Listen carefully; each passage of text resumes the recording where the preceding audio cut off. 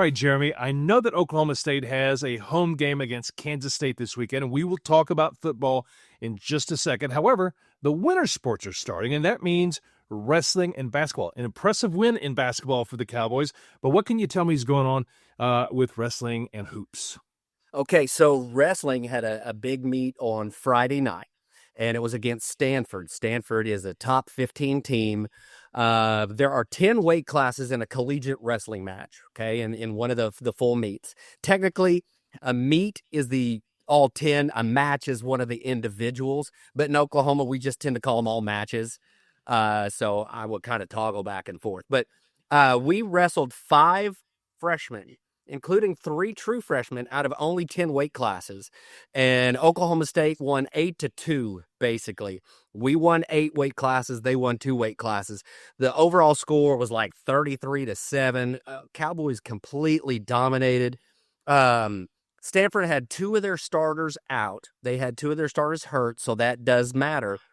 But they had 2 multi-time All-Americans returned for this match who wrestled in the National All-Star match, and 2 Cowboy true freshmen took out 2 All-Americans for Stanford. So it was a very good first duel, and I can't wait. Ladies and gentlemen, you got to keep coming back, because here in not too awful long, we're going to do a whole cast just on wrestling, just on the rules, so that you understand this a little better when we're talking about it. Okay? Yeah, so I can understand it better. You know, it's like I see it and I'm like, oh, why did he get 2 points? I don't know. And I said, did he go out of the ring? And somebody's like, it's not a ring. The terminology, the scoring, all of it. Now, were the 2 Cowboys who defeated the All-Americans, were they highly touted, or was that a big surprise? Oh, no. These guys are very highly touted. They're both world team members of the U20, the under 20 age bracket. Both of them have won world medals. They were the number 3 and number 4 recruits nationally, pound for pound. So these guys were both incredibly highly sought after. Landon Rabidou out of Minnesota, and then D. Lockett out of Stillwater, Oklahoma. So a Stillwater kid, born and raised Stillwater kid. His dream was always wrestle for the Cowboys, and he won the starting spot. And so he got to go out there against a 2-time All-American, and he got the big win. And so there's nothing better than a hometown boy doing good in his first collegiate match as a true freshman against All-American. It was an exciting duel to watch. I can't wait till we get all the videos put together so we can really talk about that. But the Cowboys looked really good early on. Okay, the Cowboys looked really good. Is there another match this week? Well, there is what is called the National Duels. So this is an old event that kind of died for a little while. Now they're bringing it back, and it's the top 16 teams in the nation are meeting, and it's going to be in Tulsa at the BOK in Tulsa Saturday and Sunday, and it's for a $1 million purse. The whole total package of the awards is $1 million. The winning team gets $200,000. And then it filters down from there because of Paycom and because of the TV rights and those type of things. So Oklahoma State will have matches Saturday and hopefully Sunday if they win. But you got Iowa, you got Cornell, you got some of the bigger names. Nebraska is going to be there. I mean, UNI, Northern Iowa, who is a big wrestling school. You know, all those Iowa schools are. Mm-hmm. And so most of the top schools are going to be at this competition. And so it's going to be really interesting to see what happens. Kind of an early season hard test for everybody. And I'm excited about it. It's going to be a really good test for our young wrestlers. That's how good Oklahoma State is, folks, is they just destroyed a top 15 squad in the nation, and then they've got this for an opportunity to win $200,000. But wrestling isn't the only hot thing in Stillwater right now. I looked at the scoreboard. I didn't watch the game, but Oklahoma State destroyed Texas A&M the other night. Oh, yeah. Men's basketball. Now, let me just real quick, let's talk about women's basketball. The women's basketball team is undefeated. They played 3 games last week. They played Monday, Wednesday, Thursday of last week, won all of those games. They have a game tomorrow morning at 11 o'clock. The OSU women's team does this, and I think it's great, where they throw it out there to elementary schools. Hey, we're doing a big event. Come and see campus. And then at 11 o'clock, we'll have a women's basketball game. And then you guys will have hot dogs or whatever. And so there will be thousands of screaming elementary fans there at the match tomorrow, which I think is terrific. It grows your brand, it's good exposure, and you're building that next round of cowboy/cowgirl fans. I think it's terrific. And is it Even though mostly it causes parking problems. is it mostly schools around Payne County? Yeah. People will come in, though, sometimes from the Oklahoma City area, the Tulsa area, Bartlesville. But most of them are your Perrys, your Stillwater, your Coyle, Ripley, those types, the smaller schools. Again, they will come in and it's great. A lot of times, schools sometimes will just bring in like their women's basketball team. They don't want their whole elementary to miss school in the morning, so they'll just bring in their girl athletes along, things like that. But a lot of times it's like all of Stillwater fifth grade or something along those lines. And it's absolutely terrific. And again, the women are playing terrific. Lots of good wins. They start out their schedule a little bit lighter to build that confidence, but they're already playing very well. And women's basketball made the tournament last year, had a good seed. Lots of improvement there. And they're just going to continue that trajectory. So now, just here in the middle, I just want to point something out. Last week you admired my hat, my Okla America hat, because I had some events there, and they donated a hat to me because I had no hats for a while, because of the fires.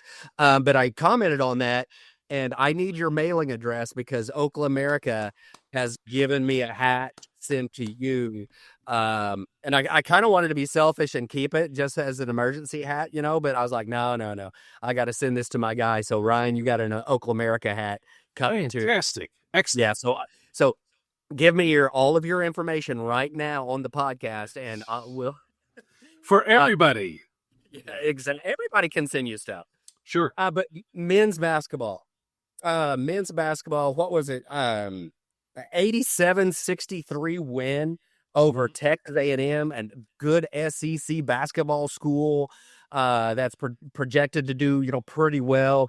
Oklahoma State came out a house of fire and had really even scoring. We didn't have one guy score 50 and then everybody else just chug along. I mean, we had 5 or 6 guys score in double digits, and some of the different guys, normally Roy scores all the points, but you had a nice even spread of point scoring. That's what you need to build the roster. Again, we have several transfers. We have some good freshmen, a couple of international guys that have come in. This is a much improved team. Coach Lutz has really put together a good squad. Again, they play hard, and he understands the defensive ideals that Oklahoma State basketball has had since Eddie Sutton. Years ago, that defense was key. And so they try to start on the defensive end with good defense and then transition to that offense, kind of control the flow of play. They've been able to do that with multiple guards that can handle the ball, multiple guards that can bring the ball down the court, set up the perimeter. I like how they're playing right now. Again, it's a long season, a long way to go, but they're starting out well. I mean, a good win against Auburn in the preseason. It's just preseason, but it still builds confidence. And then to start off with a big win, they played a Tuesday game against ORU and won that one really well. And then this Sunday game, against A&M, the Cowboys really came out, established themselves early, got that defensive pressure, and just controlled the whole basketball game. There was never a time, once it got going, there was never a time when you're thinking, oh no, A&M's about to make a run. You just never felt that. Oklahoma State always had kind of control of that game, and gosh, that's what you want to see at this early time. So I'm pleased. I'm very pleased with how the Cowboys are playing. It's early.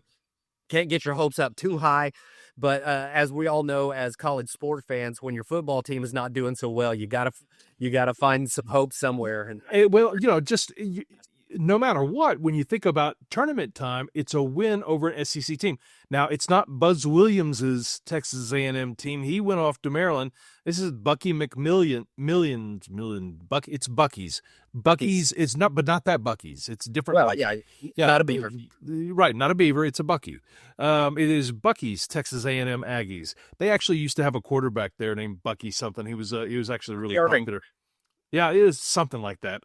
I think he's a running back for the Tampa Bay Buccaneers. Oh, that's right. Yeah, that's right. Yeah, I was watching it yesterday. That's right, because I was watching the Buccaneers play yesterday. Yeah. So we don't know how good Texas A&M is, but when you start looking at quality wins, now this is an OSU segment, so I won't go into details about the OU Gonzaga game, except that OU was never in it. Yeah, but it's not going to be a bad loss. You lost to Gonzaga. OSU getting a win over Texas A&M, I don't care if it was Buzz, Bucky, whoever, coaching, that's going to be a good win. That's going to be a good win on your resume. Well, absolutely. Let's see how Texas A&M does down the stretch. Maybe, if they are a high SEC team, even a top third SEC team, it makes the win look that much better. Mm-hmm. Even though it's early season, even though it was in Stillwater, it doesn't matter. That W, and that 20 points, more than 20 points is right there. And so I 100% agree with that. 100% agree with that. So speaking of a W is a W, the Oklahoma State Cowboys have another chance at a W. Even though they are hefty underdogs, they will be at home. Pride is something that comes up at this point. What do you think about the Cowboys' chances against Kansas State this weekend? I think they're going to put out a lot of effort. I think that the Cowboys they don't quit. They're going to keep going. And the sad thing is they're improving. It's hard to see it. It's hard to tell if you don't watch the whole game. Okay. Again, 2 weeks ago, they scored at the end, and it was defensive turnovers and special teams and just one or two big mistakes, and it just snowballs. Okay. And that's has been the MO all year. And so I'm not predicting a win. Again, K-State's been very Jekyll and Hyde.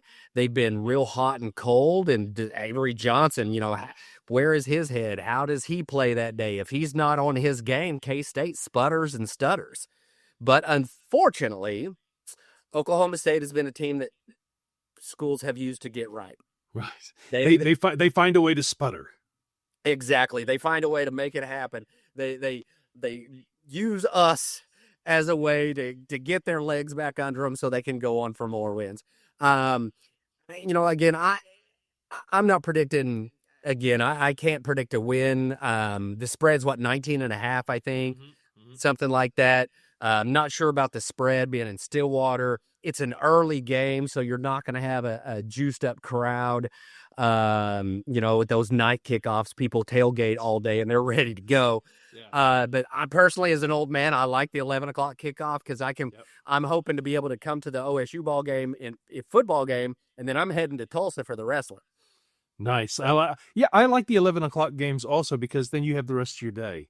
I mean, right. 11 o'clock, let's make it 8 o'clock in the morning. I would be there. There. Absolutely. And then that, gives you the rest of the day to watch other football or to do yard work or to whatever. Do whatever you want. Shop this time of year, whatever it is. Yeah. But I expect improved play. I think we will get better. I think they're going to do there's going to be some razzmatazz. I think there's going to be a few specialty plays, I think is what they're being called now. But again, at this point, that's what do these guys keep trying? Who wants to be here next year? Who wants to be a Cowboy? Or who wants to show out for whatever team they're going to be at next? Because coaches are watching this, and if they see guys quit, they're not going to recruit them. If they go into the portal, they're not going to get any traction. That's a great point. It's a source of pride. It's not just pride. It is a source of pride, but it's not just pride. It's, again, you got to look for that next paycheck. This is a pro game now. That next, again, if a coach sees that you quit on this team now, why would I want you on my team? Because if things get rough, I know you're going to quit. And so they won't get recruited. So that's what I'm hoping our coaches are telling the guys. Hey, even if you don't want to be here, we want you here. But even if you don't want to be here, you got to play for that next check. You got to play well so that people will recruit you out of the portal. And I think there's still some high school kids that are still very interested in Oklahoma State that are taking a look see, taking a not only waiting on who the next head coach will be, but also what is the Cowboy culture? Do these guys continue to play? These guys might be some of my teammates if I come to Stillwater next year. So how do they continue to perform? And so I think that's where we are now. Gosh, it's been a while since Oklahoma State has been in this situation, but I think that's where we are now. You got to play for the name on the front of the jersey, and everybody will remember the name in the back. And so that's what I hope we see. That's why Chad Weiberg's decision, his imminent decision, is going to be so important. I don't see Oklahoma State as a program that's going to need 5 years to turn this around. I'm a big believer that you should see progress year one, and you should make your move in years 2 and 3.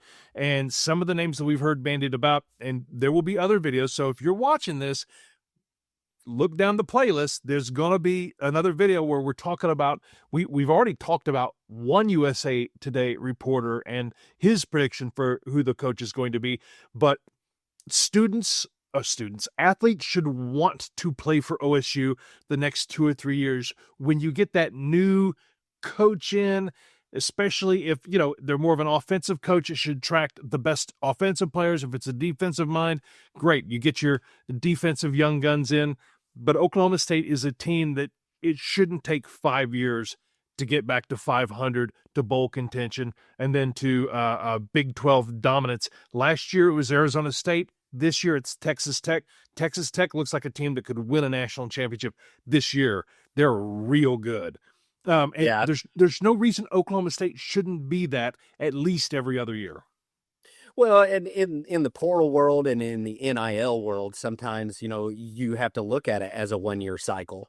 And so, if Tech wins the national title this year and then they go 0-12 next year, they're still national champs. 100%. This happens in basketball not all the time, but you'll have like a Virginia win the title 1 year and then not even be in the tournament the next year.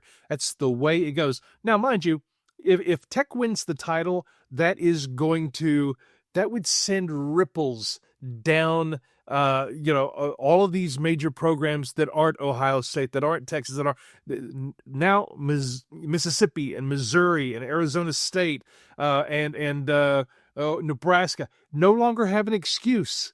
If Texas Tech can win it, anybody can win it. Nowadays, for sure. And it's just Texas Tech played that NIL game better than anybody.